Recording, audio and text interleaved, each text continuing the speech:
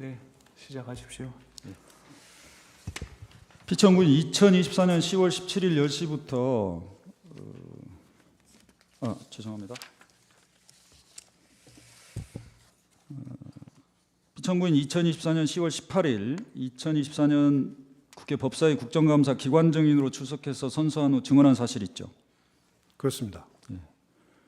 국정조사위원장 정청래가 왜 청구하지도 않은 압수수색 영장 청구했다고 그러고 기각됐다고 이렇게 발표를 했습니까? 라는 질문 받았죠.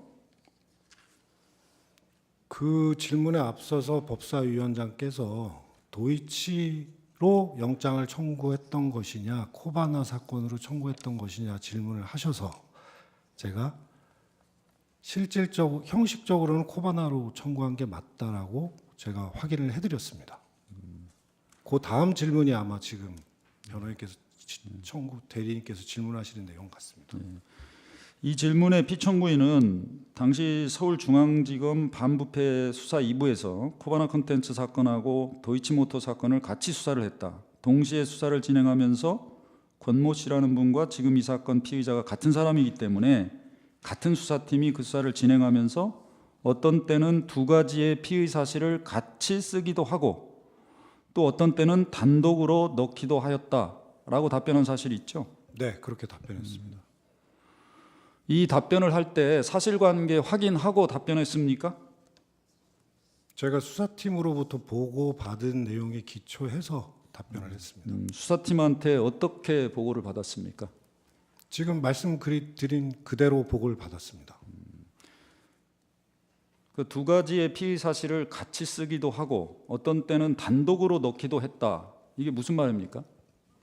어떻게 보고를 받았길래 이렇게 답변을 했습니까? 그 국회에 제출한 압수수색 영장 청구 내역에 보시면 도이치 사건만으로 압수수색한 것도 있고 도이치 코바나 사건 두 개를 같이 묶어서 청구한 사건들도 있고 그 증거 아마 청구 대리인 쪽에서 제출하신 증거에 보시면 그 부분이 명확하게 돼 있습니다.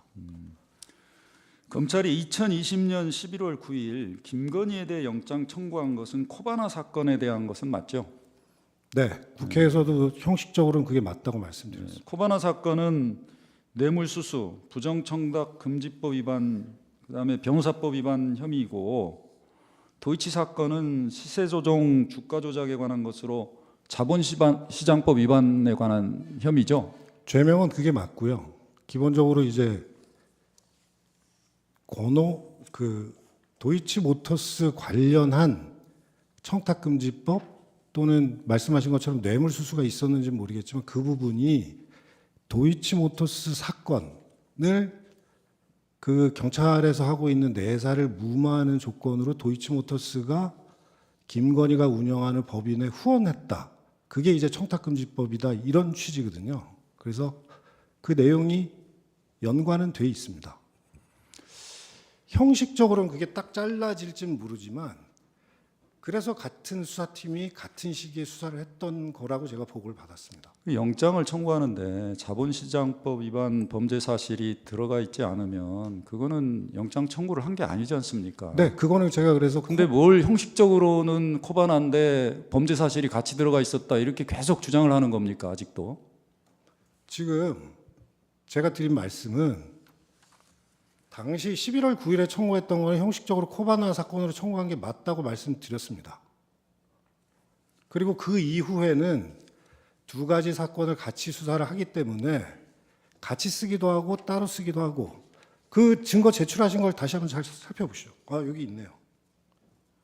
지금 이 답변 내용이 압수수색 영장의 내역 전체에 관해서 답변한 내용이라고 보시는 겁니까? 그렇게 답변했다는 거예요?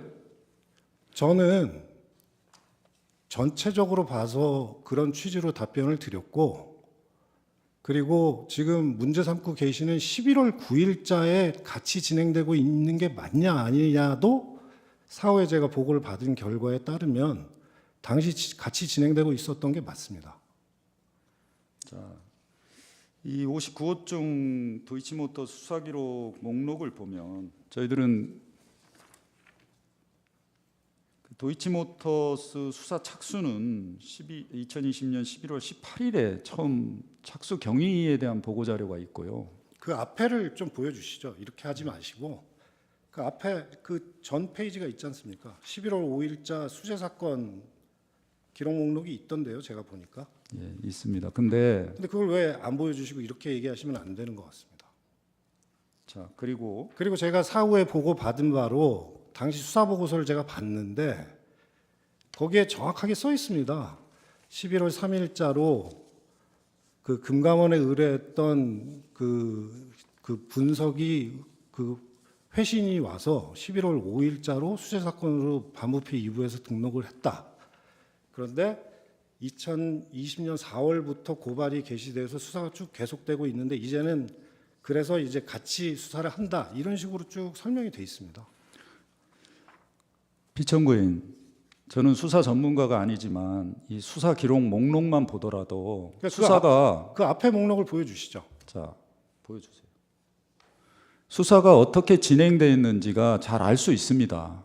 즉 2020년 4월에 고발장이 접수됐지만 제대로 된 수사는 이루어지지 않았고요. 당시에 심리분석 심리분석 의뢰는 당연히 와야만 주가 조작에 대한 수사가 진행될 수가 있는 겁니다. 그럼 수사가 안 되는 겁니까? 수사가 진행되고 있는 건 맞지 않습니까? 자, 제가 그 말씀을 드리려는 게 아니고 주범에 대한 피의자 신문 조사나 이런 게 전혀 없이 계좌 영장에 대한 내역 확인도 없이 바로 영장을 청구할 수가 없습니다. 영장 범죄 사실을. 그리고 피청구인 최재훈도 주가 조작 관련해서 범죄 사실 들어가 있지 않다고 지금 얘기를 했어요.